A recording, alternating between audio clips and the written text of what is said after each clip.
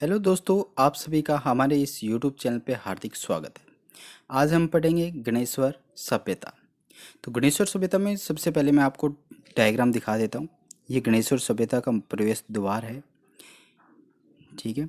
इसके बाद देखते हैं, इसका जो प्राप्ति स्थल है वो है नीम का थाना, जो कि सीकर में है, ठीक है। अब जो दोनों हैं वो अलग अलग डिस्ट्रिक्ट बन चुके हैं, नीम का थाना भी और सीकर भी, ठीक है। नदी जो है वो कांतली नदी के किनारे स्थित है। खोज गणेश्वर सभ्यता की जो खोज की थी वो रतन चंद्र अग्रवाल ने की थी, 1977 ईस्वी में की थी।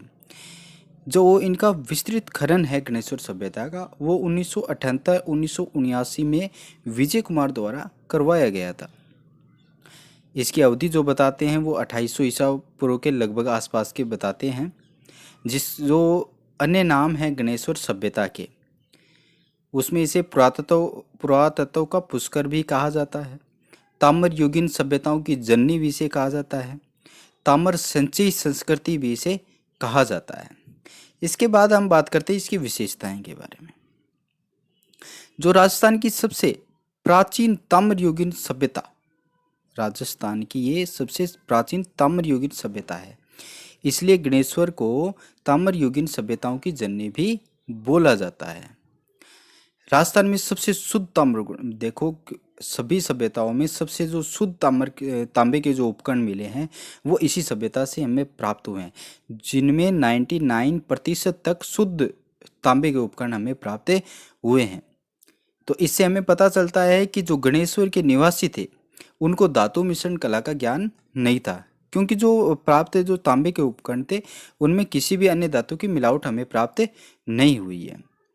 जो अन्य हड़प्पाई स्थलों को ताम्र उपकरणों की आपूर्ति, मतलब जो अन्य हड़प्पाई स्थल थे उनको तांबे के जो उपकरण होते उनकी आपूर्ति भी गणेश्वर सभ्यता करती थी। तो इसलिए को पुरातत्व का पुष्कर भी बोला जाता है। मकान, जो गणेश्वर सभ्यता थी वहाँ पर मकान बनाने में पत्थरों का प्रयोग हुआ है, ईंटों का प्रयोग नहीं हुआ है। पत्थरों से निर्मित जो बांध मिले हैं वो इसी सभ्यता में मिले हैं। यहाँ पे जो मृद भांड मिले हैं वो काले नीले रंग के मिले हैं।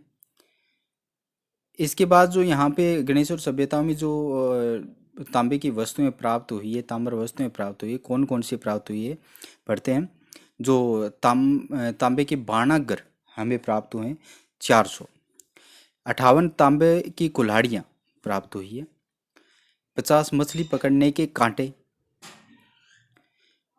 जो देखो ये तांबे के उपकरण, इस चित्र द्वारा आप देख सकते हैं विभिन्न प्रकार के तांबे के उपकरण हैं। तस्तरियाँ, प्याले, कंगन, सुइयाँ, भाले, बर्छे, छेनियाँ आदि आदि, ये सभी ये जो चीज़ें मैं आपको बता रहा हूँ ये बेराट से भी हमें प्राप्त हुई है, गणेश्वर से भी, आड़ से भी और कालीबंगा से भी, जो कॉमन थी। ये हम पढ़े थे गणेश्वर सभ्यता, छोटी सी सभ्यता है, बिल्कुल सिंपल सी सभ्यता। वीडियो को देखने के लिए बहुत बहुत धन्यवाद। वीडियो को लाइक और सब्सक्राइब करें और थैंक यू।